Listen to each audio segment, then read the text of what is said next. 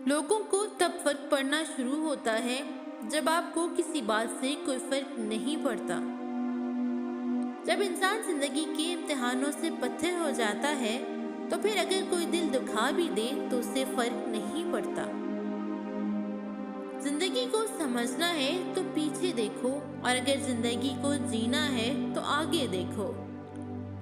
لہجے اور الفاظ کی خوبصورتی وہ خصوصیات ہیں کہ جو آپ کو اندیکھے انسان کا دیوانہ بنا دیتی ہیں۔ گہری باتیں سمجھنے کے لیے گہرا ہونا پڑتا ہے، اور گہرا ہونے کے لیے گہری چوٹیں کھانی پڑتی ہیں۔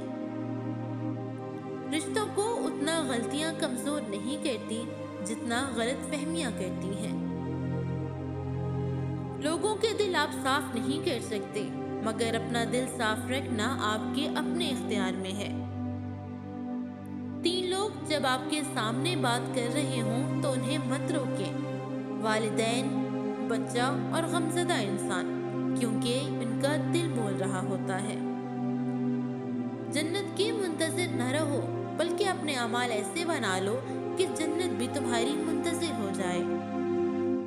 جب تمہیں خوشیاں ملنے لگے تو 3 چیزیں کبھی مت بھولنا: اللہ کو، اللہ کی مخلوق کو اور اپنی اوقات کو۔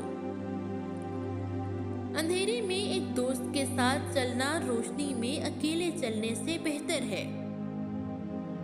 کسی انسان کی خوبی پہچانو اور اسے بیان کرو، لیکن اگر کسی کی خامی مل جائے تو اسے اندیکھا کر دو، کیونکہ یہاں تمہاری خوبی کا امتحان ہے۔